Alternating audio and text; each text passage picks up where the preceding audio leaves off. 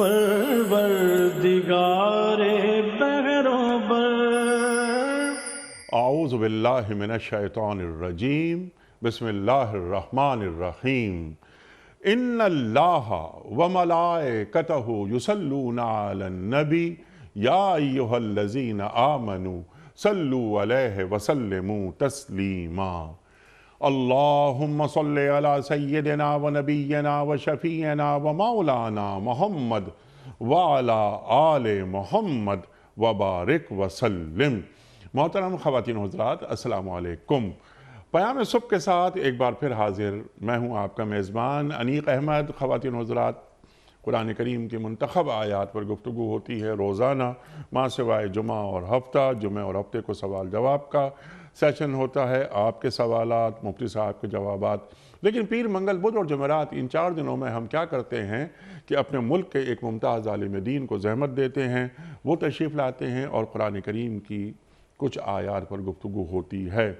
और आयत अगर बड़ी हो तो फिर हम एक आयत ही पर गुफ्तगू करवाते हैं, सीखते हैं कि कुरान करीम हमसे क्या मुखातबत कर रहा है, अल्लाह ताला का मंशा क्या है, अल्लाह ताला हमें कैसा देखना चाहता है और हमें कहाँ देखना चाहता है। ख़वातीन हज़रात, अपने उलमा के हम बड़े शुक्रगुज़ार कि वो तशरीफ़ लाते हैं और हमें कुरान करीम से करीब करते हैं। सूरह ज़ुमर की आयत नंबर 7 पर हम बात करवाएंगे कि अल्लाह इस आयत में क्या फरमा रहा है। 3-4 जो बुनियादी निकात हैं, बुनियादी मौज़ूआत, उन पर ज़रा बात कोशिश करेंगे कि किसी कदर अहाता हो जाए इस मुख्तसर वक्त में। अल्लाह फरमा रहा है कि तुम अगर कुफ्र करोगे तो अल्लाह बेनियाज है, लेकिन वो अपने बंदों के कुफ्र को पसंद नहीं करता। अगर तुम शुक्र करोगे तो वो इसे पसंद करता है। कोई बोझ उठाने वाला किसी दूसरे का बोझ नहीं उठाएगा रोज़े हशर। ख़वातीन हज़रात, ये अल्लाह ताला को कुफ़ार मक्का अव्वलीन मुखातबत किससे हो रही है, वहाँ से हम बात शुरू करेंगे। अल्लाह को मानो या नहीं मानो, तुम कुफ्र करो या शुक्र करो, अल्लाह गनी है। तुम्हारे अल्लाह को मानने या ना मानने से अल्लाह की खुदाई पे कोई असर नहीं पड़ता। यहाँ से हम बात का आगाज़ करेंगे। तो ये कुफ्र, ये नाशुक्री, अच्छा, कुफ्र के मुकाबले में ईमान को नहीं रख रहा अल्लाह, यहाँ पर शुक्र को रख रहा है। तो शुक्र गुजारी किसे कहते हैं, नाशुक्रापन किसे कहते हैं, शुक्र गुजारी के आदाब क्या हैं। लइन शकरतुम लाज़ीदन्नकुम वलइन कफरतुम इन्ना अज़ाबी लशदीद फ़ज़्कुरूनी अज़्कुरकुम वश्कुरूली वला तकफुरून। और कुरान करीम की मुतअद्दिद आयात इंशाअल्लाह गुफ्तगू में लाएंगे कि अल्लाह क्या फरमा रहा है कि तुम शुक्र करते रहोगे, मैं नेमतों में इजाफ़ा करता रहूँगा। लेकिन अगर तुमने कुफरान नेमत की तो सोच लो, सुन लो, मेरा अज़ाब बहुत शदीद है। ख़वातीन हज़रात, वला तज़िरु वाज़िरतुन विज़रा उख़रा, उस पर भी बात करवाएंगे। बहुत सारे मौज़ूआत हैं और अल्लाह ये भी फरमा रहा है कि आना मेरे पास ही है, मैं बता दूंगा, तुम्हारा नामा आमाल, तुम्हारा दफ्तर आमाल का वो रख दूंगा कि तुम ये करते रहे हो। अल्लाह समी भी है, बसीर भी है, अलीम भी है, ख़बीर भी है। ख़वातीन हज़रात, सीखेंगे मोहतरम मुफ्ती इरशाद अहमद एजाज साहब से। तशरीफ़ फरमा है हमारे मुल्क का एक मुमताज़ नाम, साहिब निगाह, गुफ्तगू में अहद का लम्स शामिल, फ़ारिग़ तहसील दारुल उलूम कराची, एक दुनिया को बहुत करीब से देखा। आज के जो जदीद मसाइल हैं उन पर भी गहरी निगाह, उनका हल आप अता फरमाते हैं कुरान और सुन्नत की रोशनी में। मुफ्ती इरशाद साहब को खुश आमदीद कहते हुए प्रोग्राम का आगाज़ अल्लाह ताला के बाबरकत नाम से सूरह ज़ुमर और आयत नंबर 7। औज़ु बिल्लाहि मिनश शैतानिर रजीम, बिस्मिल्लाहिर रहमानिर रहीम।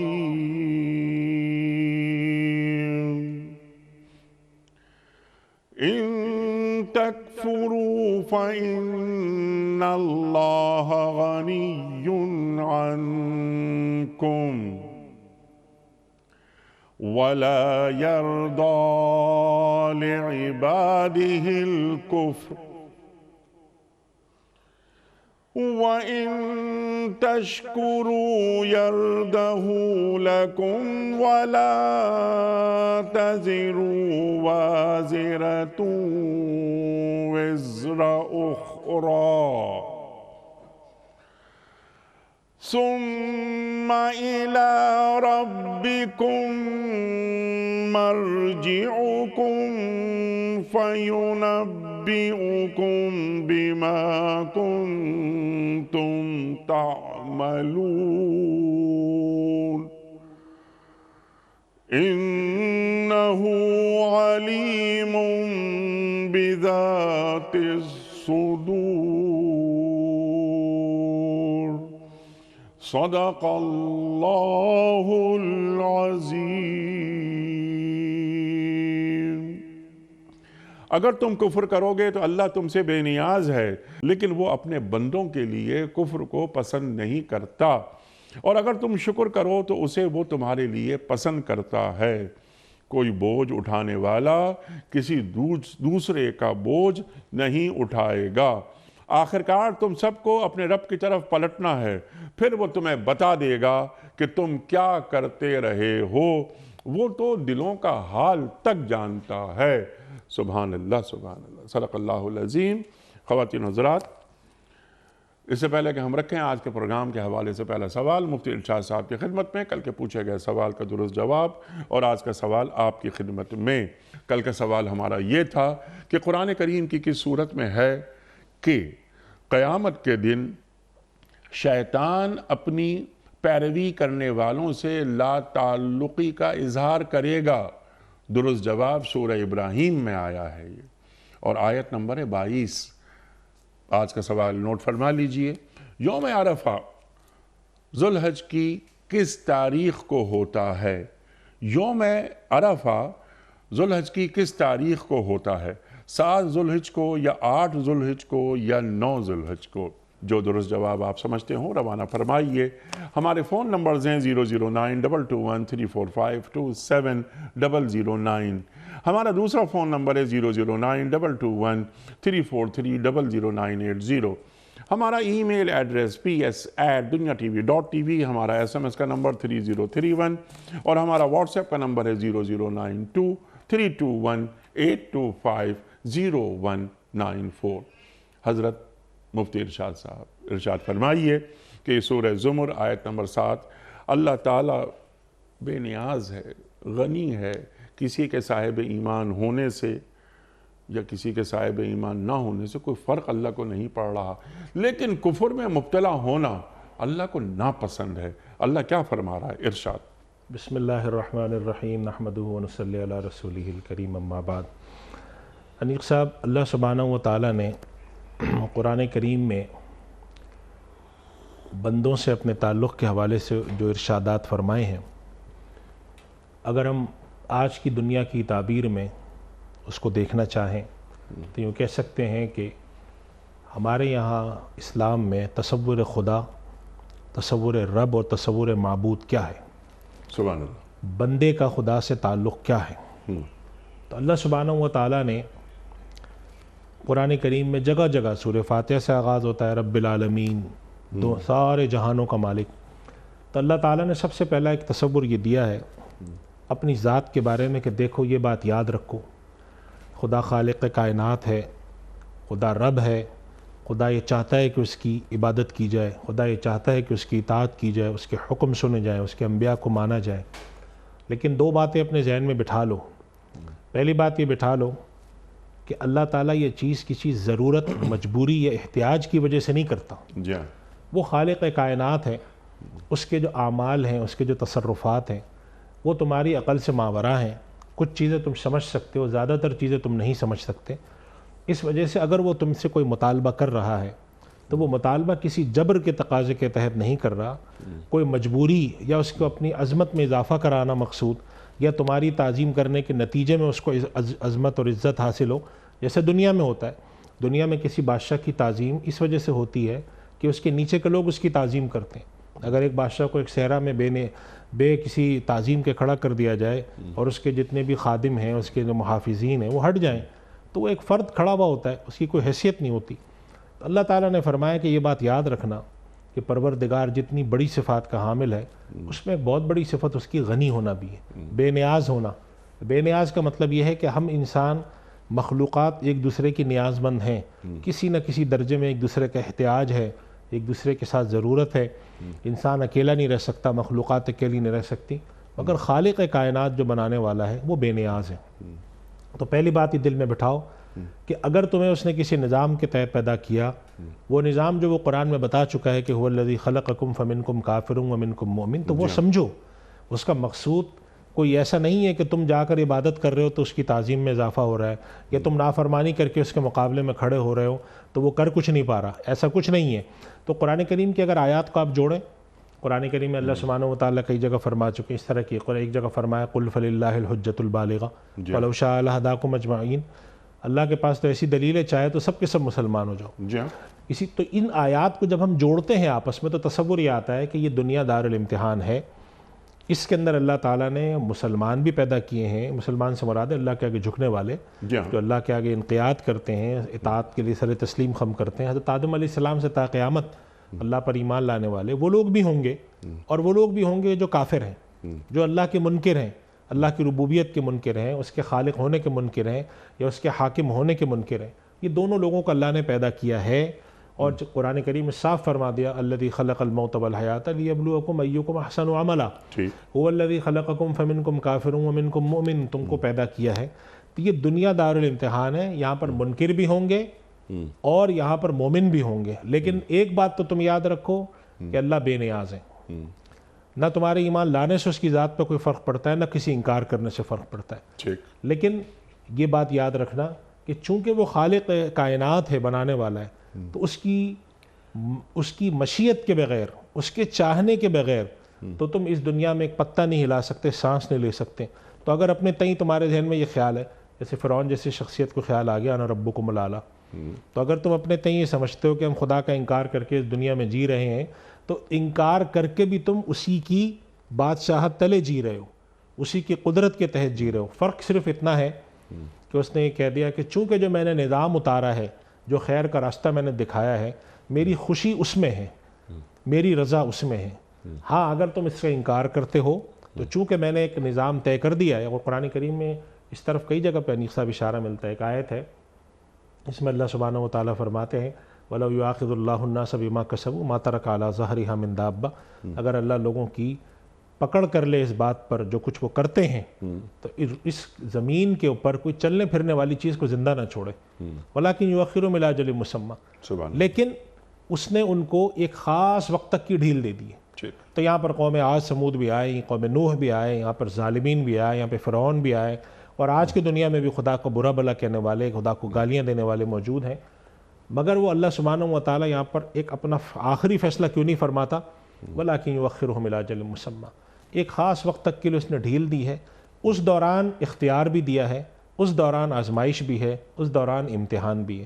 تو اللہ تعالیٰ ان آیات کے ذریعے اس نظام کو لوگوں کو سمجھانے کی کوشش کرتے ہیں کہ خدا کو مجبور مت سمجھو، خدا کو بے بس مت سمجھو، خدا کو ناکارہ مت سمجھو، وہ ہے، اور جو کچھ تم اس کے اطاعت کرتے ہو یا اس کا انکار کرتے ہو وہ سب کچھ اس کی مشیت کے تحت ہے، اس کے چاہے بغیر تم کچھ نہیں کر سکتے، وَمَا تَشَاءُونَ إِلَّا أَن يَشَاءَ اللَّهُ رَبُّ الْعَالَمِينَ، تم چاہ بھی کچھ نہیں سکتے۔ یہ بات سمجھ لینا کہ جو اس نے تمہیں ہدایت عطا فرمائی ہے اس کے تحت وہ صرف خوش اور راضی اس چیز سے ہے کہ تم اس کا شکر کرو۔ شکر سے مراد یہاں پر وہ نہیں ہے صرف کہ ہم کھانا کھا کے شکر ادا کرتے ہیں، شکر سے مراد یہاں ایک بڑی چیز ہے کہ بندگی کا اعتراف کریں، خدا کے آگے جھکیں اور اللہ کی نعمتوں کا احساس کریں۔ یہ وہ شکر ہے جو قرآن کریم اللہ تعالیٰ نے 5ویں سپارے میں فرمایا مَا يَفْعَلُ اللَّهُ بِعَذَابِكُمْ إِن شَكَرْتُمْ وَآمَنْتُمْ۔ تو اگر یہ کفر کے مقابلے میں بولا جاتا ہے وَكَانَ الشَّيْطَانُ لِرَبِّهِ كَفُورًا، اگر تمہارے اندر تم ان لوگوں میں شامل ہوتے ہو جو بندگی کرتے ہیں، اللہ کو پہچانتے ہیں، اس کے احسان کا اعتراف کرتے ہیں، سر تسلیم خم کرتے ہیں، تو تم ان لوگوں میں ہو جاؤ گے شامل جن سے اللہ تعالیٰ راضی ہے۔ اور اگر تم منکرین میں ہو تو اللہ تم سے راضی نہیں ہے، وَلَا يَرْضَىٰ لِعِبَادِهِ الْكُفْرَ، وہ اپنے بندوں کے لیے نافرمانی یا اپنا انکار کرنے پر خوش نہیں ہوتا۔ لیکن چونکہ اس نے اس کائنات کو بنایا ہے، اس کائنات کا پتہ پتہ ذرہ ذرہ اس کے امر اور مشیت کے بغیر ہو نہیں سکتا، اس لیے اس نے ڈھیل دے رکھی ہے۔ تو یہ چیز سمجھنا، اچھا کفر مشرکین مکہ کے بعض دفعہ اس طرح کے قرآن کریم میں بھی خیالات ہیں، وہ آتے ہیں کہ وہ کہتے تھے اچھا بس ٹھیک ہے، اگر ہم یہاں پر ہیں، اب یہاں پر بھی تو طاقتور ہیں، وہاں پر بھی طاقتور ہوں گے. تو قرآن کریم میں سورہ مدثر میں بھی اس طرف آیا ہے اشارہ، سورہ مریم میں بھی اس طرف اشارہ آیا ہے کہ جس کے اندر یہ اشارہ آئے ہیں قرآن کریم میں کہ اس طرح کی جو چیز ہوگی کہ جس کے اندر تم انکار کر رہے ہوگے، یا جس کے اندر تم یہ سمجھتے ہو انکار کر کے کہ تم بہت بڑے ہو گئے ہو، تمہاری بڑی حیثیت ہے، تو یہ چیز اللہ سبحانہ و تعالیٰ کی طرف سے ڈھیل ہے. اس ڈھیل کو تم اپنا استحقاق سمجھنا یا اپنا کوئی کمال سمجھنا، یہ چیز نہیں کرنا. تو اس آیت میں اللہ سبحانہ و تعالیٰ نے اپنی قدرت، بندوں کے ساتھ تعلق، بندوں کے دارالامتحان ہونے، اور اس کائنات کے اندر اللہ نے جو انبیاء کے ذریعے ہدایت بھیجی ہے اس کے صحیح ہونے، اللہ کی رضا کے مطابق ہونے کے بارے میں اشارہ فرمایا ہے کہ ان تشکروا فإن تکفروا فإن اللہ غنی عنکم. اگر تم کفر کرتے ہو، اللہ کا انکار کرتے ہو، تو تم یاد رکھو اللہ تم سے بے نیاز ہے. اور دنیا میں جب کوئی کسی سے بے نیاز ہوتا ہے تو اس کو لا تعلق اور بالکل بے یار و مددگار چھوڑ دیتا ہے. تو اللہ تعالیٰ کا معاملہ ایسا نہیں کہ اگر وہ تمہیں بے یار و مددگار چھوڑ دے تو تم تو کہیں کے نہیں رہو گے. تو وہ تمہیں کھلاتا پلاتا بھی ہے، کھانے پینے کو بھی دیتا ہے. لیکن یہ بات یاد رکھنا کہ وَلَا يَرْضَىٰ لِعِبَادِهِ الْكُفْرَ، تم کفر کرتے ہو ڈھیل دے دیتا ہے، لیکن ساتھ یہ بھی یاد رکھو وہ اس پر راضی نہیں ہے، خوش نہیں ہے. یہاں پر وہ ایک مشہور تقسیم ہے انیق صاحب علم کلام کی جو گفتگو ہے کہ خدا کی مشیت اور خدا کی رضا میں کیا فرق ہے. سبحان اللہ سبحان اللہ. اچھا، کیونکہ بہت بڑا موضوع ہے یہ، رفتہ رفتہ ہم اسے آگے بڑھائیں گے، لیکن سمپل ایک چھوٹا سا سوال میں آپ کی خدمت پہ رکھنا چاہ رہا ہوں.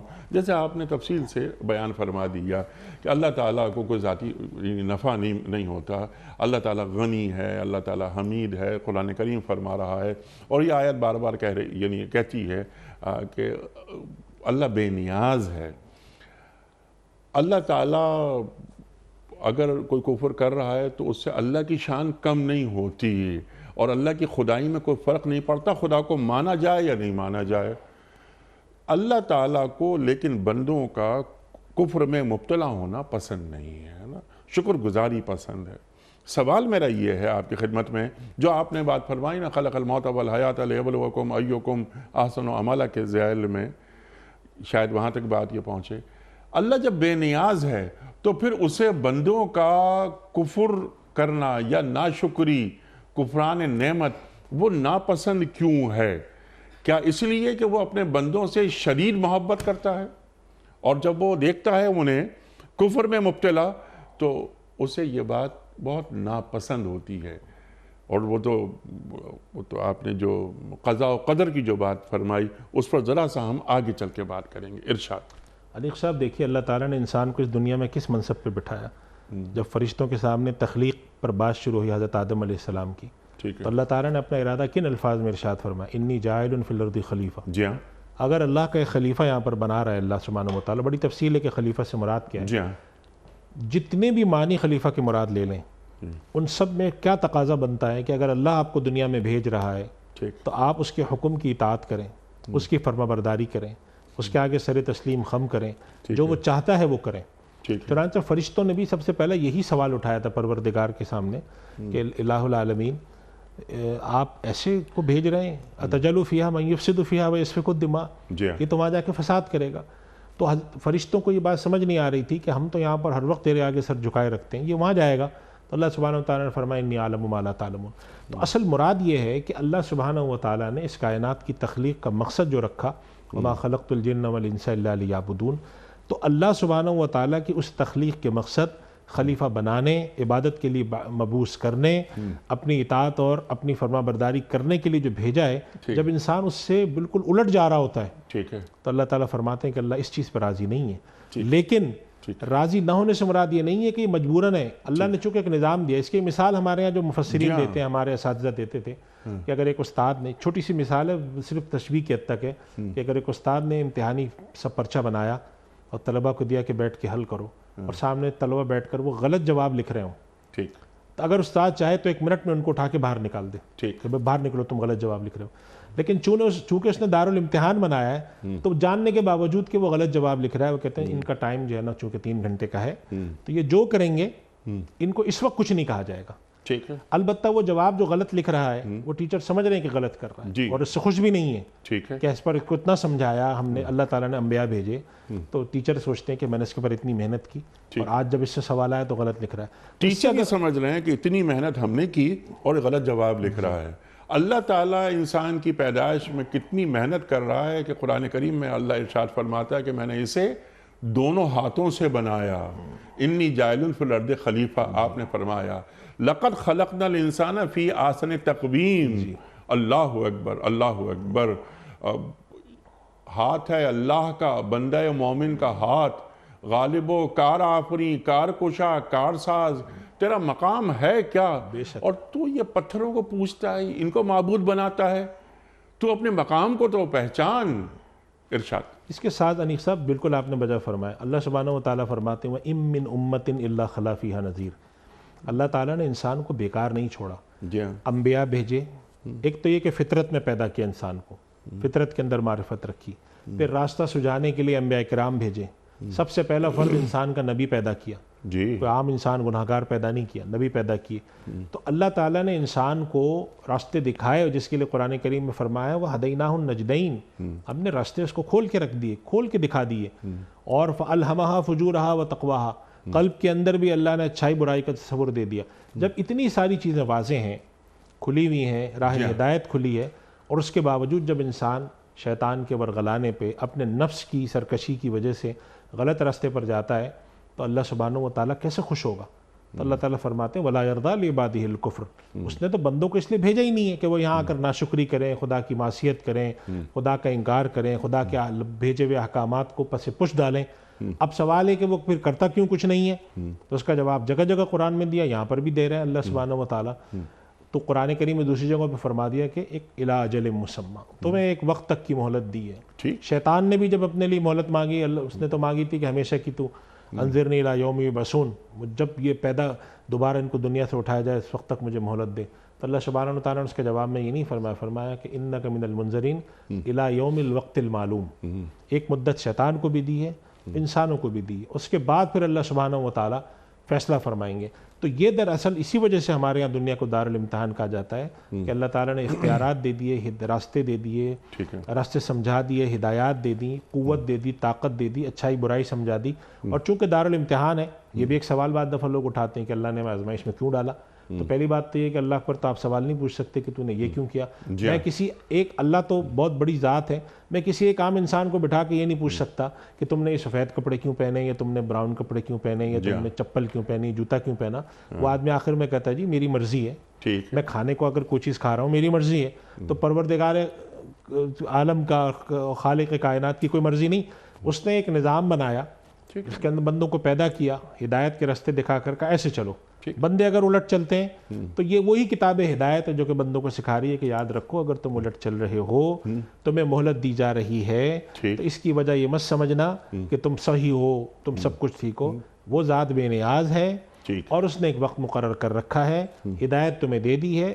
اب ان تین چیزوں کے سامنے تم, تین باتوں کے سامنے تم یہ بات ذہن میں رکھ لو کہ آج اگر تمہیں موقع مل رہا ہے کسی غلط کام کرنے کا, معصیت کرنے کا, ناشکری کرنے کا, انکار کرنے کا, تو یہ اس وجہ سے تمہیں مل رہا ہے کہ اس نے تمہیں مہلت دی ہوئی ہے. خوش اس پر وہ نہیں ہے, خوش اس پر تو یہ بات و فرق بتا رہے ہیں وَلَا يَرْضَىٰ لِعِبَادِهِ الْكُفْرَ وَإِن تَشْكُرُوا يَرْضَهُ لَكُمْ. شکر کرو وہ خوش. اگر ایک شخص نے اپنے رزق کو حلال کی جگہ حرام کر لیا, وہ رشوت لے رہا ہے, تو اللہ رکاوٹ نہیں ڈالتا, ہدایت دے دی. جیسے آپ نے ابھی ہدیناہ النجدین آپ نے بات فرمائی, اما شاکرا و اما کفورا. اللہ تعالیٰ قرآن کریم میں فرما رہا ہے, لیکن اس کا اپنے رزق حلال کو رزق حرام بنانا, وہ جاتا ہے رشوت لے لیتا ہے, لیکن اس عمل سے اللہ راضی نہیں ہے, اس عمل کو اللہ پسند نہیں کرتا. ہاں, اس آیت کے آخر میں ہم پہنچیں گے, آنا میرے پاس ہی ہے, اللہ فرما رہا ہے, پھر میں سب کچھ تمہیں بتا دوں گا تم کیا کرتے رہے ہو. بالکل. یہاں تو اب قضاء و قدر کی جو بات درمیان میں آپ نے فرمائی تھی, میرا خیال ہے کہ اس سے ذرا آگے بڑھ جاتے ہیں. کچھ باتیں تو ہو گئیں, آپ نے فرما دی, اس میں اشارتاً کنایتاً گفتگو ہو گئی. کفران نعمت نہیں کرو. ابھی آپ نے کیا خوبصورت وہ آیت, قرآن کی ہر آیت ہی خوبصورت ہے. ما یفعل اللہ بعذابکم ان شکرتم و آمنتم. اللہ کو کیا پڑی کہ تمہیں عذاب دے, بس تم شکر کرتے رہو اور مجھ پہ ایمان لاؤ۔ یہ جو شکر کرنا، شکر گزاری، لَإِن شَكَرْتُمْ لَأَزِيدَنَّكُمْ وَلَئِن كَفَرْتُمْ إِنَّ عَذَابِي لَشَدِيدٌ۔ سوال میرا یہ ہے کہ یہ شکر گزاری، اب ذرا یہ ہمیں سمجھا دیجئے کہ یہ اللہ کا شکر کیا ہوتا ہے، کفران نعمت سے کس طرح پرہیز کیا جا سکتا ہے، ارشاد، تاکہ ہماری سمجھ بات آ جائے۔ جیسے آپ نے ایک بات اور فرمائی تھی ابھی کہ میں کھانا کھا لیا اور باقی اللہ تعالیٰ شکر ہے، صرف اتنا ہی شکر نہیں ہے کافی، یہ سانس اندر گئی واپس بھی آ رہی ہے۔ اگر یہ سانس، یہ ہوا اندر رک جائے تو ہم دنیا سے چلے جائیں، لیکن کتنی یہ اللہ تعالیٰ کی نعمتوں کو شمار ہی ممکن نہیں ہے۔ ارشاد۔ انیق صاحب، یہ جو شکر ہے جی، اس کا تصور بہت بڑا ہے۔ اللہ سبحانہ و تعالیٰ نے اپنے نبیوں کی جو تعریف فرمائی ہے اس کے اندر اس کو ارشاد فرمایا، اِنَّهُ كَانَ عَبْدًا شَكُورًا، جی ہاں، یہ ہمارا شکر گزار بندہ تھا۔ جی، شکر کے بارے میں علماء لکھتے ہیں کہ شکر جو ہوتا ہے وہ 3 طرح سے ہوتا ہے۔ سب سے اصل جو شکر ہے وہ قلب کا شکر ہے، قلب سے انسان کے اندر یہ کیفیت پیدا ہو، اور دوسرا عمل کا ہوتا ہے، اور تیسرا زبان کا ہوتا ہے۔ اور شکر کا سب سے بڑا درجہ یہ ہے کہ جو سامنے والی شخصیت ہے اس کے اصل مقام اور مرتبے کا اعتراف ہو۔ مثال کے طور پہ باپ ہے، باپ آپ پر، ہمارے ماں باپ کا ہم پہ احسان ہوتا ہے، ہمارے استاد کا بھی ہوتا ہے، اور ایک بعض دفعہ ہو سکتا ہے ہمارے کسی دوست کا بھی ہو، ساتھی کا بھی ہو، لیکن ان سب کے احسان میں فرق ہے۔ باپ کا احسان ہم مانتے ہیں، لیکن ایسے ماننا چاہیے جیسے درجہ ہے ان کے احسان کا۔ تو اللہ تعالیٰ کے ساتھ جو سب سے بڑا درجہ شکر ہے وہ یہ ہے اس کی ذات پر ایمان۔ اسی لیے فرمایا ان شکرتم وآمنتم، اس کی ذات پر ایمان۔ شکر کا سب سے بڑا درجہ اس کی ذات پر ایمان ہے، شکر کا اس کا سب سے بڑا درجہ اس کی اطاعت ہے، شکر کا سب سے بڑا درجہ اس کے اوامر کی تعمیل ہے، اس کے حکم کی فرما برداری ہے۔ یہی وہ فرق ہے جس کے لیے فرمایا اما شاکرا و اما کفورا، شاکر ہوگا، ایمان بھی لانے والا ہوگا، اس کی باتیں سننے والا ہوگا، اس کے آگے سر تسلیم خم کرنے والا ہوگا، جو کم سے کم درجہ ہے۔ اس کے بعد پھر بڑھاتے جائیں آگے کہ نبی کریم صلی اللہ علیہ وسلم سے صحابہ، اس طرف اشارہ حدیث میں ملتا ہے، اللہ کے نبی صلی اللہ علیہ وسلم سے صحابہ کرام نے عرض کیا یا رسول اللہ، آپ جب ضعیف ہو گئے تھے تو آپ طویل قیام فرماتے تھے تو پاؤں پہ سوجن آ جاتی تھی۔ صحابہ کرام نے عرض کیا کہ اللہ کے نبی، آپ کے تو اگلے پچھلے گناہ معاف ہیں، آپ اللہ کے لیے تہجد میں کھڑے ہوتے ہیں، اتنی دیر دیر قیام فرماتے ہیں، پاؤں آپ کے سوج جاتے ہیں، تو آپ ایسا کیوں کرتے ہیں؟ یعنی ہم تو چلیں گناہ گار ہیں، ہم کھڑے ہوتے ہیں، معافی طلب کرتے ہیں، آپ کا تو سب کچھ بخشایا ہے۔ تو آپ صلی اللہ علیہ وسلم نے فوراً متوجہ کی طرف دلایا، آپ نے فرمایا افلا اکون للہ عبدا شکورا، کیا میں اللہ کا شکر گزار بندہ نہ بنوں؟ اللہ اکبر۔ یعنی شکر کا تقاضا یہ ہے کہ میں اپنی بندگی میں اضافہ کر دوں۔ بندگی کیا ہے؟ بندگی کی مختلف شکلیں ہیں، وہ عبادت کی شکل بھی ہے، وہ خدمت خلق کی شکل بھی ہے، وہ لوگوں کے ساتھ اچھائی کی شکل بھی ہے۔ تو جب انسان شاکر ہوتا ہے تو اس کی عبادت بھی اچھی ہوتی ہے، لوگوں کے ساتھ خدمت خلق، اور چنانچہ اسی طرف احادیث میں مختلف اشارہ بھی ملتا ہے۔ آپ صلی اللہ علیہ وسلم فرماتے ہیں خیر الناس من ینفع الناس، بہترین وہ ہے جو لوگوں کے لیے فائدہ مند ہو، بہترین وہ ہے جو گھر والوں سے اچھا ہو، بہترین وہ ہے جو قرآن کو پڑھے اور دوسروں کو سکھائے۔ اس سے معلوم یہ ہوا کہ اللہ سبحانہ و تعالیٰ یہاں پر شکر سے مراد لے رہے ہیں اللہ کے آگے سر تسلیم خم کر کے اس پر ایمان لانا، اس کے کہے ہوئے کی فرما برداری کرنا، اطاعت کرنا، اطیع اللہ و اطیع رسول۔ اور چونکہ انسان اللہ سبحانہ و تعالیٰ نے ایسا پیدا کیا ہے کہ جگہ جگہ قرآن کریم میں فرمایا ہے کہ ان انسان خلق ہلوعا، کسی جگہ فرمایا خلق الانسان ضعیفا، تو اللہ تعالیٰ نے استغفار جیسی نعمت رکھ دی کہ فرمایا کہ استغفار بھی کرتے رہو، جو تم سے کوئی کمی کوتاہی ہوتی ہے وہ، اور اس کے ساتھ ایک اور درجہ بہت بڑا رکھ دیا، نیکیاں کرتے رہو۔ یہ ایک بہت بڑا درجہ امت کو اللہ نے دیا، انسانوں کو، کہ ان الحسنات یذھبن السیئات، نیکیاں کرتے رہو، چھوٹی باتیں اللہ تعالیٰ خود معاف فرما دے گا۔ تو جب ایسا نظام میں اللہ سبحانہ و تعالیٰ پیدا بلکہ فاستبقوا الخیرات، فاستبقوا الخیرات، مقابلہ کرو، کرتے رہو آگے، وفی ذالک فلیتنافس المتنافسون، اس کام میں سبقت لے جانے کی کوشش کرو۔ اس نظام خیر کو جب اللہ سبحانہ و تعالیٰ کہتے ہیں کہ برپا کرو، اس کے اندر خدا کی معرفت ہو، خدا کے لائے ہوئے، خدا کے بھیجے ہوئے جو دین ہے، انبیاء ایک ہستیاں ہیں، ان کی اطاعت ہو، وہ شخص پھر شمار ہوتا ہے اللہ کے شکر گزاروں میں۔ اور پھر اس کا ابتدائی درجہ ہے، پھر اس کے درجے بڑھتے جاتے ہیں۔ ایک درجہ شکر کا وہ ہے جو انبیاء کا ہے، انہ کان عبدا شکورا، کہ اللہ سبحانہ و تعالیٰ فرماتے ہیں وہ ہمارا شکر گزار بندہ تھا۔ تو بندگی کا ایک درجہ انبیاء کو حاصل ہوتا ہے، شکر کا ایک درجہ انبیاء کو حاصل ہوتا ہے، تو نیچے آتے جاتے ہیں، نیچے تک والے شخص کو حاصل ہو سکتا ہے۔ اور پھر کم سے کم درجہ یہ ہوتا ہے کہ جو نعمت آپ کو فوری عطا ہو، اس پر آپ کا قلب بھی شکر گزار ہو اور زبان سے شکر کیا جائے۔ چنانچہ زبان سے بار بار شکر کرنا جس کی تلقین کی جاتی ہے، اور اللہ کے نبی صلی اللہ علیہ وسلم نے تو ایک بہت عجیب و غریب دعا بھی تعلیم کی امت کو۔ آپ صلی اللہ علیہ وسلم نے ارشاد فرمایا کہ انسان اللہ سے مدد مانگے اور کہا رب اعنی علی ذکرک و شکرک و حسن عبادتک، پروردگار تو میری مدد فرما کہ میں تیرا ذکر کروں، تیرا شکر کروں اور تیری اعلیٰ ترین عمدہ عبادت کروں۔ تو اس چیز پر اللہ سے مدد مانگی کہ یا اللہ مجھے تو شکر کی توفیق دے۔ انبیاء کی دعا میں آتا ہے رب اوزعنی ان اشکر نعمتک اللتی، سبحان اللہ، سلیمان علیہ سلیمان علیہ السلام دعا فرماتے کہ میرے پروردگار مجھے تو توفیق دے کہ میں خوب شکر ادا کروں۔ تو معلوم یہ ہوا کہ شکر سے مراد صرف یہ نہیں ہے، بلکہ اس سے مراد پوری زندگی کا، پوری اپنی جو انسان کی حیات ہے وہ بندگی سے تعبیر ہو جائے۔ تو اللہ سبحانہ و تعالیٰ فرماتے ہیں وَإِن تَشْكُرُوا يَرْضَهُ لَكُمْ، اگر تم شکر کرو گے وہ تم سے راضی ہوگا، تم سے خوش ہوگا، اس لیے کہ تم اس وقت اپنے بندے ہونے کا حق ادا کرنے کی طرف جا رہے ہو، بندگی اور کائنات کی تخلیق کا مقصد تم جو ہے پورا کرنے جا رہے ہو، تو وہی اس کا مقصود بھی ہے۔ اور لیکن ناشکری کرو گے، انکار کرو گے، خدا کے خلاف جنگ کرو گے، کھڑے ہوگے، تو اس نے تو فرعون کو بھی کبھی دانہ پانی بند نہیں کیا، آگے اللہ تعالیٰ کے لیے کیا چیز مشکل تھی۔ تو اس کائنات کا نظام اس نے ایسا بنایا ہی نہیں ہے کہ اگر ظالم ظلم کر رہا ہو تو فوراً اس کو روک دیا جائے، اگر کوئی انکار کر رہا ہو، خدا کے خلاف کھڑا ہو رہا ہو، انبیاء کو آگ میں جلانے والے ہیں، انبیاء کو آریوں سے کاٹنے والے ہیں، اس وقت اللہ نے کچھ نہیں کیا، اس لیے کہ ایک اجل تھی۔ جب تک وہ اجل نہیں آئی، حتیٰ کہ دنیاوی عذاب کے لیے بھی اللہ نے ایک اجل رکھی تھی۔ حضرت نوح علیہ السلام کا واقعہ دیکھ لیں، 950 سال تبلیغ کرنے کے بعد 950 سال پھر جا کر اللہ اجل سے مراد یہاں پر مدت ہے۔ عام طور پہ اجل کو موت کے معنی میں لیتے ہیں، لیکن یہ اجل سے مراد یہاں مدت ہے۔ اللہ تعالیٰ نے دنیاوی عذاب کے لیے بھی ایک مدت مقرر فرما دی کہ جب حضرت نوح علیہ السلام نے تبلیغ کی، انبیاء کے واقعات آتے ہیں، جب دعا کی، حضرت موسیٰ علیہ السلام نے دعا کی، سمجھاتے رہے فرعون کو، پھر اللہ کے آگے ہاتھ اٹھا دی کہ پروردگار اب لگتا ہے کہ انک آتیت فرعون وملأہ زینۃ واموارا فی الحیاۃ الدنیا، کہ ان کو تو نے اللہ جو کچھ دیا ہے یہ تو لوگوں کو گمراہ کر رہے ہیں، تو اللہ تو ان کے ساتھ اب معاملہ ختم کا فرما دے۔ نوح علیہ السلام کی دعا ملتی، تو اللہ تعالیٰ مہلت دیتا ہے، دیتا رہتا ہے۔ اور انیس صاحب آپ بعد دفعہ حیران ہوتے ہیں کہ اللہ سبحانہ و تعالیٰ نے اچھا مہلت آپ کی بات کر رہی ہے، مہلت دیتا رہتا ہے کہ مہلت وہی ہوتی ہے بس ڈھیل بڑھاتا رہتا ہے؟ جی وہی ہے، مراد یہ ہے کہ اللہ سبحانہ مدت تو ایک ہوتی ہے، مدت ایک ہوتی ہے، وہ دیتا رہتا ہے ڈھیل، جسے ہم اردو میں ایک تعبیر کرتے ہیں کہ موقع دے رہا ہے۔ اور دو باتیں یہاں پہ بڑی اہم ہیں، ایک تو اللہ سبحانہ و تعالیٰ نے بعض قوموں کے گناہوں کے بارے میں خاص بات ارشاد فرمائی ہے، ایک تعبیر فرمائی لعمرک انہم لفی سکرتہم یعمہون، کہ یہ اپنے نشے میں چور تھے، اور دوسری جگہ یہ فرمایا کانوا لا یتناہون عن منکر فعلوا، اللہ سبحانہ و تعالیٰ ڈھیل دیا جا رہا ہے مگر وہ اپنے گناہ سے رکتے ہی نہیں تھے۔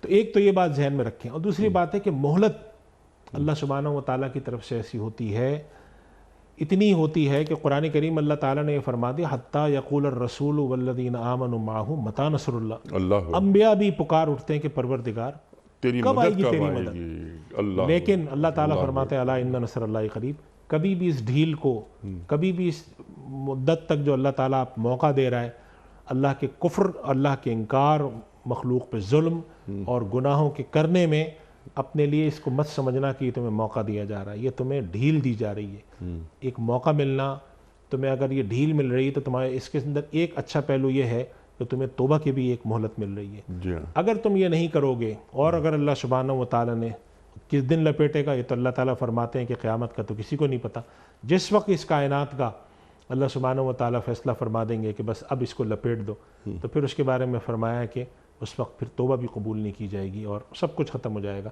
تو اس کائنات کی اس حقیقت کے بارے میں اللہ تعالیٰ نے انبیاء کے ذریعے، اور یہ جو آپ قرآن کریم میں وَإِن تَشْكُرُوا يَرْضَهُ لَكُمْ وَإِن تَكْفُرُوا فَإِنَّ اللَّهَ غَنِيٌّ عَنكُمْ، حضرت آدم علیہ السلام سے لے کر نبی کریم صلی اللہ علیہ وسلم تک تمام انبیاء کے جو دعوت ہے اس کا خلاصہ یہی ہے، سب نبیوں نے آ کر یہ دعوت کی کہ اللہ پر ایمان لاؤ، اللہ کا انکار نہیں کرو، وہ تمہیں مہلت دے رہا ہے۔ اور حضرت نوح علیہ السلام نے آ کر اپنی قوم کو کہا استغفروا ربکم انہ کان غفارا، اللہ سے تم توبہ کرو، تمہیں یہ دے گا، تمہیں نعمتیں دے گا، یہ دے گا۔ قوم ہے کہ سننے کو تیار نہیں۔ اور دوسرا جو واقعہ آتا ہے کہ جس میں حضرت صالح علیہ السلام آتے ہیں، وہ فرماتے ہیں قوم کو کہ بھائی تم کو میں نصیحت کرتا ہوں ولیکن لا تحبون الناصحین، نصیحت کرنے والے تو تمہیں پسند ہی نہیں آتے۔ تو انبیاء کا پوری سنت آپ دیکھیں نصیحت کر رہے ہیں، سمجھا رہے ہیں، تلقین کر رہے ہیں، وہ اللہ تعالیٰ نے اپنی کتاب میں بھی رکھا ہے۔ اور تو اصل جو مقصود ہے اس میں، بسا اوقات لوگ خصوصاً آج کل کے دور میں جب تشکیک کا دور ہے اور ایمانیات کے اوپر سوالات اٹھاتے ہیں، تو بسا اوقات ان کو ایسا لگتا ہے، وہ قرآن کریم میں اس کیفیت کو اللہ تعالیٰ نے سورہ قیامہ میں بیان فرمایا، ایحسب الانسان ان یترک سدی، وہ سمجھتا ہے انسان کے پتہ نہیں کیا یہ باتیں ہو رہی ہیں، اللہ پہ ایمان اللہ وغیرہ، ہم تو بالکل آزاد اور بالکل مرضی سے کرنے والے پیدا۔ اللہ تعالیٰ فرماتے ہیں نہیں، ایسا نہیں ہے۔ اور دوسری جگہ یہ فرمایا کہ یہ کیا یہ سمجھتے ہیں کہ یہ دنیا کو جو اللہ سبحانہ و تعالیٰ نے پیدا کیا ہے ایسی پیدا کیا ہے؟ اللہ تعالیٰ نے قرآن کریم میں اس کا جواب دیا، خلق اللہ السماوات والارض بالحق، یہ پورا ایک سوچا سمجھا حق اور باطل کی بنیاد پر ایک قائم کیا ہوا نظام ہے۔ یہ ایسا نہیں ہے کہ کوئی گھروندہ بنا کر اللہ تعالیٰ جو ہے وہ اللہ تعالیٰ نے الٹپ دنیا نہیں بنا دی، اس کی صفات میں ایک صفت حکیم کی بھی ہے۔ تو وہ اس نظام کو لا کر جگہ جگہ نصیحت فرماتے ہیں بندوں کو، شاید متوجہ ہو جائے کہ دیکھو ناشکری نہیں کرو، انکار نہیں کرو خدا کا، وہ بے نیاز ہے، اور وہ انکار کرنے پر اگر تمہیں مہلت دے رہا ہے تو اس وجہ سے نہیں دے رہا کہ وہ اس بات پر بھی راضی ہے، وہ اس پر راضی نہیں ہے، لیکن اس نے ایک نظام بنایا ہے، تو اس چیز کو سمجھو، وَإِن تَشْكُرُوا يَرْضَهُ لَكُمْ، شکر ادا کرو، وہ تم سے راضی رہے گا۔ اور پھر اس کے بعد جو آیت کا اگلا حصہ ہے کہ وَلَا تَزِرُ وَازِرَةٌ وِزْرَ أُخْرَىٰ، کہ شکر ادا کرو، اور یہ بات یاد رکھنا کہ ایسا نہیں ہے کہ قیامت کے دن کوئی آ کر تمہارا بوجھ اٹھا لے۔ اور اس کے اندر دو تین طرف اشارہ ہے نیک صاحب، ہمارے ہاں ایک تو ہمارے یہاں جو بعض مذاہب میں تصور رہا کہ گناہوں کا اعتراف کر کر کے معافی تلافی کرو، اور خود حنیف صاحب ہمارے یہاں بڑا تصور ہے، ہمارے یہاں بسا اوقات لوگ یہ تصور کرتے ہیں کہ فلاں بزرگ ہمارا گناہوں کو معاف کرا دیں گے، فلاں چیز معاف کرا دیں گے، سب کچھ ہوگا۔ اللہ تعالیٰ نے قرآن کریم میں سورۃ آیت الکرسی کے اندر یہ بات واضح فرما دی، من ذا الذی یشفع عندہ الا باذنہ، نبی کریم صلی اللہ علیہ وسلم شفاعت فرمائیں گے، اور آپ صلی اللہ علیہ وسلم اللہ تعالیٰ کے اجازت اور حکم کے بعد قیامت کے روز امت کی شفاعت فرمائیں گے، اور امت کی شفاعت کے اندر اللہ کے نبی صلی اللہ علیہ وسلم، اللہ تعالیٰ ہم سب کو امت کو آپ صلی اللہ علیہ وسلم کی شفاعت نصیب فرمائے۔ آمین۔ لیکن اس کے لیے ہمیں یہ ضرور دیکھنا چاہیے کہ ہم اللہ کے باغی بن کر نہ اٹھیں، اللہ کے گناہگار بن کر اٹھ جائیں، شفاعت مل جائے گی، لیکن باغی بن کر اٹھ رہے۔ نبی کریم صلی اللہ علیہ وسلم نے فرمایا کہ قیامت کے دن جب میرے پاس کچھ لوگ لائے جائیں گے تو آپ صلی اللہ علیہ وسلم سے کہا جائے گا کہ ان کا آپ سے تعلق نہیں ہے، تو آپ صلی اللہ علیہ وسلم جب حیران ہوں گے تو آپ کو کہا جائے گا کہ یا رسول اللہ آپ کو نہیں معلوم کہ انہوں نے آپ کے بعد کیا کیا کیے ہیں۔ تو معلوم ہے کہ امت کے اندر ایسے طبقات ہیں کہ نبی کریم صلی اللہ علیہ وسلم کے پاس جب وہ حاضر ہونے کی کوشش کریں گے ان کو دور کر دیا جائے گا، تو ان لوگوں میں شمار نہ ہو، باغیوں میں شمار نہ ہو۔ گناہگار جو ہے اگر اس کے دل میں اعتراف ہے وہ چل جاتا ہے، لیکن اگر باغی ہے، خدا کے آگے سرکش ہے، وہ کھڑا ہوا ہے اللہ کے آگے اور وہ علم بغاوت بلند کیا ہوا ہے۔ اور ہمارے پاس ایسے مواقع آتے ہیں، ابھی جو ایسے دن آتے ہیں، ابھی پچھلے دنوں خواتین کے حوالے سے جو دن گزرا اس کے اندر بھی ہم بسا اوقات ایسی فکر دیکھتے ہیں، تو میں عرض کرتا ہوں اکثر ساتھیوں سے اس طرح کی گفتگو بسا اوقات یونیورسٹی کے طلبہ سے چلتی ہے تشکیک کے موضوع پر۔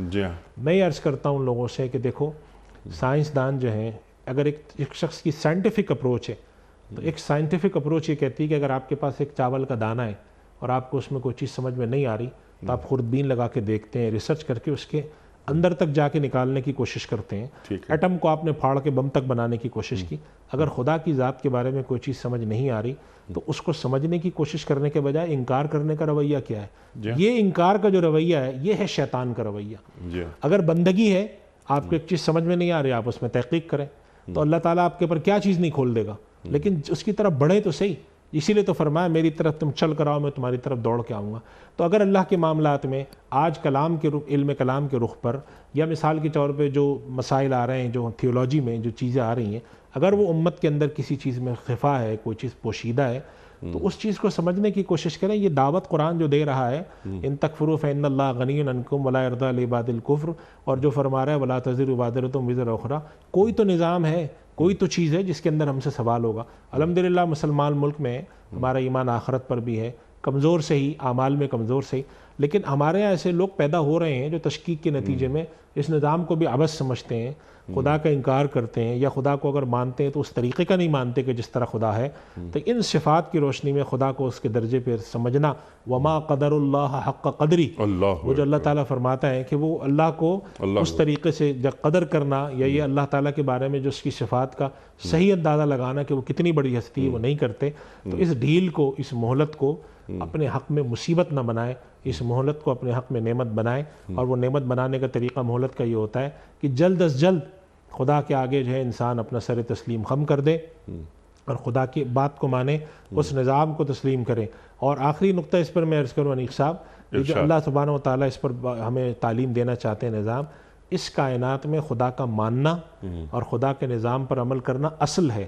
اس کائنات میں خدا کا انکار اصل نہیں ہے، یہ بہت بات کی چیز ہے اور آج کی چیز ہے۔ تو اب یہ سمجھنا کہ اس کائنات میں اصل یہ ہے کہ خدا کا انکار کیا جائے، یہ بداہتاً غلط بات ہے۔ جی ہاں، جیسے حکیم کی بات ہوئی کہ جیسے کائنات الرٹپ نہیں بنی، ایک حکیم ہے جس نے اس کائنات کو تخلیق کیا، وہ باری بھی ہے، وہ خالق بھی ہے، اور اس کائنات کا نظام چلا رہا ہے۔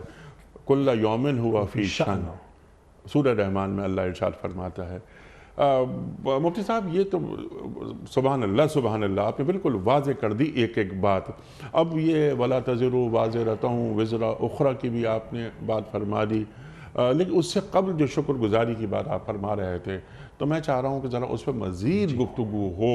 یہ بات بالکل واضح ہو گئی کہ کوئی دوسرا میرا بوجھ نہیں اٹھائے گا، اور وہ جو کفارے کا عقیدہ ہے جو ہم سے پہلے کے مذاہب میں، وہ کوئی کفارہ وغیرہ وہ نہیں۔ حضرت مسیح علیہ السلام فرما رہے ہیں قرآن کریم میں سورہ مائدہ کی آخری آیات میں کہ اے اللہ، میں نے تو ان تک وہی بات پہنچائی جو آپ نے حکم دیا تھا، اس کے علاوہ میں نے کوئی بات نہیں کی۔ تو چاہے تو انہیں معاف کر دے، اور تو چاہے تو انہیں سزا دے دے۔ اللہ اکبر، اللہ اکبر۔ شکر گزاری کے حوالے سے میں چاہتا ہوں کہ میں مزید گفتگو آپ سے کرواؤں، تاکہ وہ ٹو ڈوز والی جو بات ہوتی ہے، کرنے کے کام، ہمیں شکر گزاری کرنی چاہیے۔ ہمارے گھروں میں کیا ہم اپنے بچوں کو شکر گزاری سکھا رہے ہیں؟ آپ نے تو کینوس بہت بڑا کر دیا، یعنی حکمران تک بات پہنچ گئی، پھر آپ نے نظام کی بات کی۔ اللہ کیا چاہتا ہے؟ اللہ اطاعت الہی چاہتا ہے۔ اطاعت الہی، حکومت الہی کے بغیر کیسے ہو؟ تقوی کی بنیاد پر معاشرے کی گروتھ، اللہ یہ چاہتا ہے نا۔ لیکن اس کا گھر، والدین کیا بچوں کو شکر گزاری سکھا رہے ہیں؟ بچہ ہوا 4 سال کا، 5 سال کا، آج کل تو 2.5 سال کا بچہ بھی اسکول چلا جاتا ہے۔ کیا ہمارا تعلیمی نظام، اس میں کہیں شکر گزاری کوئی گفتگو میں آتی ہے؟ ہمارے اسکولوں میں، ہمارے کالجز میں، ہماری یونیورسٹیز کے اندر کیا شکر گزاری ہو رہی ہے؟ کیا پروفیسر کھڑا ہوا کلاس میں یہ بات بتا رہا ہے؟ ہم نے ایک بار بھی نہیں دیکھا، نہ ایک بار بھی سنا، نہ خود سنا، نہ ہمارے بچے۔ ہمارے بچوں نے بھی اب یونیورسٹی کر لی ہے، اس سے بھی آگے چلے گئے الحمدللہ۔ جب ہم پڑھتے تھے ہم نے بھی کبھی نہیں سنا کہ شکر گزاری کیا ہوتی ہے۔ یہ جو موضوعات ہیں، یہ بڑے موضوعات ہیں، اور یہ جو ہوتے ہیں روزانہ کی بنیاد پہ ہوتے ہیں کہ ان پر گفتگو کی جائے۔ تو نہ ہم اپنے گھر میں، نہ تعلیمی اداروں میں، ایون یہ کہ ہماری مساجد میں جو چند باتیں، خطبات ہوتے ہیں کہ شکر گزاری ہونی چاہیے، 5-5 ہزار کا مجمع جمعے کے دن ہوتا ہے، تو کیوں نہیں اس پر زور دیا جاتا ہر سطح پر، ہر شعبے میں؟ ارشاد فرمائیے۔ انیق صاحب دیکھیے، آپ کی بات بالکل درست ہے، اور شکر ایسی عبادت ہے جس کے لیے نہ کوئی وقت درکار ہے، نہ کوئی عمر۔ جی ہاں، ہم نے تو اپنے بڑوں کو دیکھا، چھوٹے بچوں کو شکر سکھاتے تھے، جی ہاں، اور چھوٹا بچہ کتنا ایسا بچہ کہ جس کو شکر کا شعور نہیں تھا، جی، لیکن پھر بھی شکر سکھاتے تھے۔ اتنا سا بچہ اللہ کا شکر بولو۔ شکر ایک بہت بڑی نعمت ہے اور بہت بڑی عبادت ہے اور بڑی توفیق ہے، اللہ سبحانہ و تعالیٰ کو پسند ہے۔ نبی کریم صلی اللہ علیہ وسلم نے بہت معمولی چیزیں جس کو انسان شکر کے قابل نہیں سمجھتا، اس پہ شکر کرنے کا حکم دیا ہے۔ معمولی عبادت، معمولی نعمتیں جن کو ہم بہت چھوٹی نعمت سمجھتے ہیں، ویسے تو خدا کی کوئی نعمت معمولی نہیں، لیکن پانی پینا، کھانا، چلنا پھرنا، اٹھنا بیٹھنا، تو اللہ سبحانہ و تعالیٰ بندے سے یہ چاہتا ہے کہ بندے کے شکر کے اس درجے پر جائے کہ اس درجے میں وہ جا کر ہر نعمت کا شکر ادا کرے۔ اور اللہ کے نبی صلی اللہ علیہ وسلم نے تو شکر کا اس درجے کو مانگا ہے کہ چاہے آپ کے ساتھ نیکی کرنے والی ذات خدا کی ہو، یا دنیا میں کوئی نیکی کی آپ کے ساتھ نیکی کرنے والی ہو، ان کا بھی شکر ادا کرو۔ اور یہ تک فرما دیا من لم یشکر الناس لم یشکر اللہ۔ اگر کسی کے اندر بندوں کے لیے احساس شکر نہیں پیدا ہوتا تو اس کے لیے خدا کے لیے بھی احساس شکر پیدا ہونا ممکن نہیں ہے۔ اس کی وجہ ہے کہ بندے جو ہوتے ہیں وہ سامنے کے درجے میں احسان کرنے والے ہیں، ہمارے والدین ہیں، ہمارے اساتذہ ہیں، ہمارے بڑے ہیں، جب ان کے لیے شکر نہیں پیدا ہو رہا تو زیادہ دور کی درجے میں جو شکر کرنے والا، حالانکہ قریب تو وہی ہے لیکن بظاہر تو نہیں دکھ رہا، تو اس کے لیے بھی شکر نہیں پیدا ہوتا. یہ آپ بالکل درست فرما رہے ہیں. شکر کی تلقین کرنی چاہیے، اور شکر کی تلقین کا مطلب یہ ہے کہ اپنے پاس جو نعمتیں میسر ہیں. حنیف صاحب، لوگ اس وقت بیٹھتے ہیں 10-10 ہزار کا کھانا کھانے کے بعد بھی یہ جملہ بول دیتے ہیں کہ کھانا بس ایسے ہی تھا، کچھ مزہ نہیں آیا. حالانکہ انسان کو سوچنا چاہیے کہ یہاں پر ایسے لوگ ہیں کہ جن کے لیے شاید اس طرح کا کھانا تصور سے ماورا ہوتا ہے. 10,000 کا جو کھانا انہوں نے کھا لیا، ان کا پورے مہینے کا راشن 10,000 کا ہوتا ہے. ان کے گھر اس طرح چل رہے ہیں. لیکن یہ نہ شکری ہے، بلکہ یہ کفران نعمت ہے. نعمتوں میں اضافہ، نعمتوں کا احساس، نعمتوں کا اقرار، نعمتوں کا اظہار، یہ سب اللہ تعالیٰ چاہتا ہے نا. ایک نعمت اللہ تعالیٰ نے ہمیں پاکستان کی شکل میں، اس نعمت کا شکر کیسے ادا کیا جائے؟ دیکھیے انیس صاحب، میں ابھی ایک نقطے کی طرف آ رہا تھا. اچھا. کہ بعض دفعہ انسان کو کسی چیز میں تکلیف ہوتی ہے، تکالیف یا کسی نعمت کے اندر کمی رہ جانے کی وجہ سے انسان کے اندر ایک کیفیت پیدا ہو جاتی ہے ذہول کی، کہ وہ نعمت کا شکر بھول جاتا ہے. گاڑی آپ کے پاس ہے، گاڑی میں روز کوئی نہ کوئی مسئلہ آ جاتا ہے، تو آپ نے کہا یہ گاڑی ہے، یہ مصیبت ہے. یہی رویہ ہمارا ملک کے بارے میں بھی ہوتا ہے کہ ہم ملک کے اندر بیٹھے ہیں. اللہ تعالیٰ کی یہ ان لوگوں سے پوچھیں یا ان ملکوں میں چلے جائیں، زیادہ دور جانے کی ضرورت نہیں. روز پڑوس میں ہی ہم اگر کہیں چلے جاتے ہیں تو ہمیں اندازہ ہوتا ہے کہ ایک ملک کتنی بڑی نعمت ہوتا ہے. اس کے اندر سکون سے بیٹھ جانا کتنی بڑی نعمت ہے. اس کے اندر موجود خرابیاں اپنی جگہ، لیکن اس کے نتیجے میں ان خرابیوں کا ذکر بھی کرنا چاہیے، ان کے پر تنقید بھی ہونی چاہیے، مگر ان کے نتیجے میں ایسے کلمات منہ سے نکال دینا جس کے اندر کفران نعمت ہو، وہ اللہ کو بہت ناپسند ہے. یہ ملک کا ملنا، اس کے لیے جو لوگوں کی قربانیاں ہیں، اور آج ہم ایک ایسے خطے میں بیٹھے ہیں کہ جہاں پر ہم محفوظ ہیں، جہاں پر ہم اپنی چیزیں کر سکتے ہیں، جہاں پہ اپنی ہم مرضی کے اختیارات کو استعمال کر سکتے ہیں. خامیاں خوبیاں ہر جگہ ہیں، یہاں پر کمال نہیں ہے، بہت کچھ اچھا ہر ریاست میں ہے، لیکن ایسی ریاست بے روزگاری امریکہ میں نہیں ہے. کون سا ملک ایسا جہاں پہ بے امنی نہیں ہے؟ کون سا ملک ہے جہاں پر یہ نہیں؟ اور یہ بات بھی ماننے کی ہے کہ یہاں پر یہ چیزیں بہت زیادہ درجے کی ہیں، بد انتظامی بھی ہے، بدعنوانی. ان ساری خرابیوں کا ذکر اپنی جگہ، لیکن ان پر تنقید کرتے ہوئے یہ کہہ دینا کہ یہ کوئی ملک ہے، یہ کوئی رہنے کی جگہ ہے، یہ نہیں کہنا چاہیے. خدا کی نعمت ہے. جو لوگ ملک سے چلے جاتے ہیں، جن کے ہاتھوں سے ملک نکل جاتے ہیں، ان سے پوچھیں، وہ بتاتے ہیں اور اس نعمت کی قدر کرنا سیکھیں. بالکل قدر کرنی چاہیے، شکر گزاری کریں اللہ کے حضور کہ اللہ تعالیٰ نے ہمیں اتنا خوبصورت ملک عطا فرمایا. اور جو کمی اور خامیاں ہیں اس کے لیے کوشش کریں اور دعا کریں. بلکہ اس بات کو ذرا سا اس کو ریفریز میں یوں کر لیتا ہوں آپ کی اجازت سے، کہ ہمارے ہوتے ہوئے، آپ کے ہوتے ہوئے، یعنی جو شکایتیں کر رہے ہیں ان کے ہوتے ہوئے اس مملکت میں کیوں خامیاں ہیں. سدھار کی کوشش کریں. یہ نہیں کہ اس ملک کو چھوڑ دیں اور چند ڈالرز اور چند پاؤنڈز کے لیے کہ ٹھیک ہے یار وہاں تو نل کھولو تو پانی آتا ہے، صاف ستھرا ماحول ہے، اچھا دودھ مل جاتا ہے. چھوڑ کر جائیں گے بھی تو کتنے لوگ چلے جائیں گے؟ نہیں، کتنے لوگ. ایک مسلمان ریاست ہے، 5 وقت اذان کی آواز آتی ہے. مسلمان ریاست کو چھوڑ دینا محض ان مسائل کی وجہ سے یا اچھے معاش کی وجہ سے؟ یہ دین جو ہم نے آپ سے سیکھا ہے، دین ناپسند کرتا ہے اس بات کو. بالکل ایسے ہی ہے. ٹھیک ہے مفتی صاحب، بہت ساری باتیں مزید ہو سکتی ہیں لیکن وقت مکمل ہوا ہمارے آج کے پروگرام کا. آپ کا بڑا ممنون، بڑا شکر گزار، آپ تشریف لائے مفتی ارشاد صاحب. خواتین و حضرات، وقت یہاں مکمل ہوا. اللہ تعالیٰ نے سورہ زمر کی آیت نمبر 7 میں کیا فرمایا؟ مفتی ارشاد صاحب نے ہمیں تعلیم کیا. کوئز. کل کا سوال ہمارا یہ تھا کہ قرآن کریم کی کس صورت میں ہے کہ قیامت کے دن شیطان اپنی پیروی کرنے والوں سے لا تعلقی کا اظہار کرے گا؟ درست جواب سورہ ابراہیم. آج کا سوال نوٹ فرما لیجئے. یوم عرفہ ذی الحج کی کس تاریخ کو ہوتا ہے؟ 7 ذی الحج، 8 ذی الحج یا 9 ذی الحج؟ جو درست جواب آپ سمجھتے ہوں روانہ فرمائیے. ہمارے فون نمبرز ہیں 00922123700 ہمارا دوسرا فون نمبر ہے 0092213430098. ہمارا ای میل ایڈریس ps@dunyatv.tv.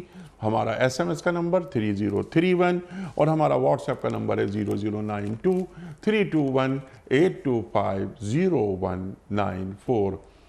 قبلہ ایک پرچی نکال کر آپ اعلان فرمائیے گا کہ آج کے ونر کون ہیں. شیخ نثار محمد صاحب کراچی سے۔ شیخ نثار محمد صاحب کراچی سے آپ کی خدمت میں دنیا ٹی وی کی جانب سے دینی کتب پر مشتمل گفٹ ہیمپر آپ کی خدمت میں بذریعہ کوریئر روانہ کیا جا رہا ہے۔ آپ کو بہت بہت مبارک ہو۔ پیام صبح کا اختتام ہوتا ہے روزانہ ایک قول پر، اور وہ قول ہوتا ہے صاحب نہج البلاغہ امیر المومنین حضرت علی مرتضیٰ کرم اللہ وجہہ کا۔ آپ فرماتے ہیں جو جھوٹ کے ذریعے پہچانا جاتا ہے اس پر کم اعتبار کیا جاتا ہے، جو جھوٹ کے ذریعے پہچانا جاتا ہے اس پر کم اعتبار کیا جاتا ہے۔ سبحان اللہ سبحان اللہ۔ اپنے میزبان انیق احمد کو کل تک کے لیے اجازت دیجیے۔ خدا حافظ۔ پروردگار